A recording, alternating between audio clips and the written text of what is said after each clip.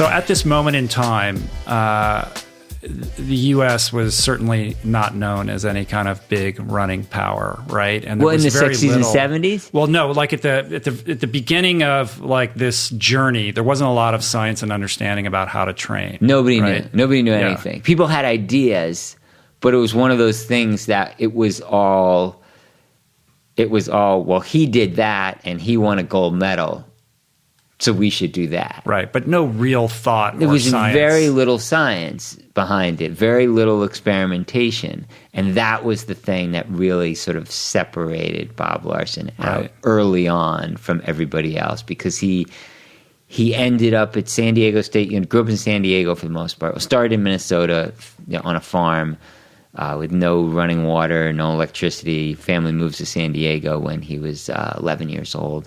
And so he grows up in San Diego, ends up at San Diego, and runs in high school, ends up at San Diego State, and is running at San Diego State, and is really interested in physical education and what we now call kinesiology, and ends up getting to know this professor named Fred Cash, who is doing some of the first studies on human cardio health. Right. Because at the time, we talk about running not being something people did, people just didn't exercise. As adults.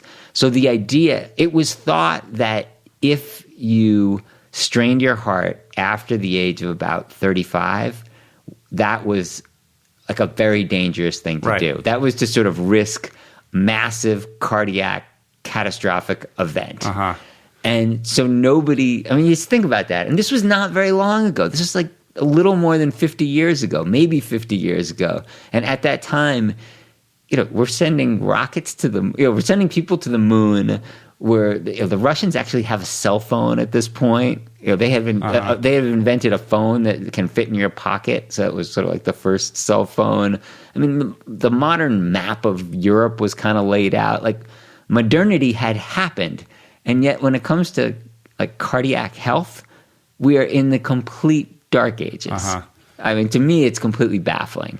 And so then there's this guy, Fred Cash, who's doing these studies, and he's having these adults in San Diego come a few evenings a week to San Diego State, and he's telling them to run, and he's he's measuring their heart rates.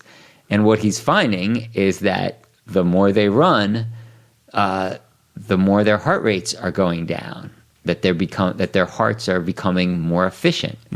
And Bob at the time is a college runner, and he's training in summers, and in summers he does this really radical thing, which is he goes and he runs on trails and he runs on roads because he's not running around the track all the time. And he does that, and then he's working with Fred Cash and looking at this lab, and he has like this aha moment where he thinks, yeah, that's actually what I'm feeling. I feel like the more I run, the longer I run, the more efficient I feel, the better it is. It's so hilarious because it's so self-evident and obvious now to think that that was not something that people were aware of at that time, not so long ago. Salk had invented the polio vaccine, and yet people didn't realize the heart was a muscle like any other muscle. Like, do bicep curls, your biceps get bigger. But work out your heart, it might die. Like it doesn't make sense, but that was the idea. No, the heart is just a muscle like any other muscle. Exercise it, and it will become stronger, and it will become more efficient. So conventional wisdom at this time, this epiphany, was for track and field athletes or cross country athletes, just go to the track and do. How were they training at that time? You basically had two sort of, I would call them schools, but one of the schools was really like very much in its infancy.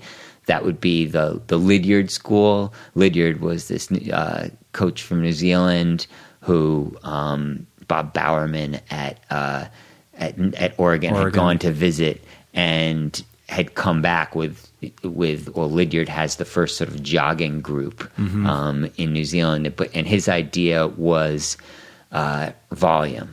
You got to run more than 100 miles a week, but he wasn't really focused on intensity. He was mainly focused on the volume, and his mantra was train, don't strain. So then you had that school on the one side, and then on the other side you had the sort of traditional Europeans. Emil Zatopek was their hero because he's the only guy that won the 5,000, the 10,000, the marathon, and the Olympics. And Zatopek and all the sort of Zatopek disciples were obsessed with intervals. So that was go to the track and do half-mile intervals or quarter-mile intervals, or at the most 3/4. Maybe every once in a while you do some mile repeats. But it was largely, Zatopek would do these crazy quarter-mile training sessions where he would do like 60 or 65 quarter miles, all of them in like 65 seconds with a minute rest in between. And so Bob comes along, and his idea, what he eventually happens upon, is a sort of middle ground. His two questions were, why do the long runs have to be so slow, and why do the intervals have to be so short? What if we try to go hard for a long period of time? What if you go to what he starts talking about as your threshold, your edge? Go to that spot right before you're going to become exhausted if you go at that pace for too long a time, and try and stay there. Stay there for a mile today. Stay there for a mile and a half tomorrow, and slowly build up. And that becomes known, what we all call today, as tempo runs. Right. Sort of lactate threshold training. That moment, that place where if you go any harder, it's unsustainable. But if you go just a little bit easier, it's just a little bit too comfortable. Like finding that edge and training at that for as long as possible, and trying to expand your ability to maintain that pace. Right, and it's uncomfortable. I mean, the idea is the worst. Right, you're at a place where you're not comfortable. But the idea is to teach your body and teach your mind, really, how to be comfortable with being uncomfortable, and that's okay. Right, it's okay if you're afraid. You're not going to die. It's okay if you're afraid of it. Because we're all probably afraid of it. It's not, it's a learned behavior to go to the place that makes you uncomfortable and to stay there and to think, don't slow down, actually try and go a little bit faster. See if there's one more click I can get to.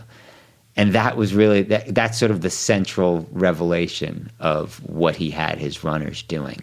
And it was all measured. I mean, he would take in their pulse rates. It wasn't, he would have groups of runners. He would do, he had a control group, and then he had the experimental group, and he'd take their pulses, in the middle of their runs. He would see how much they were straining, how much these guys were straining, and he would look at the results and who was getting better. And that's what he came upon. So his methodology, he was seeing bigger gains in more compressed periods of time than control groups or people that were training in accordance with these other methodologies. Definitely, yeah. It's interesting because all three of those modalities, there's wisdom to all of them. I mean, the sort of initial, volume, concept. I mean, that's sort of the legacy of that is kind of the Maffetone method. Like I train with that like all the time, like building that efficiency from the ground up as opposed to the top down, which is what happens when you're threshold training.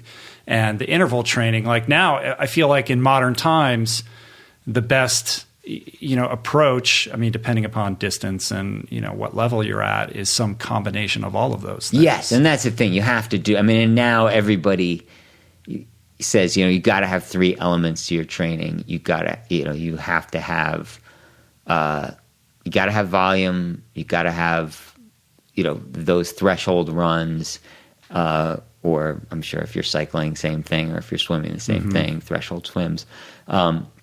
And then you have to do, some of those short intervals, the workouts and stuff. You have to build it from all three.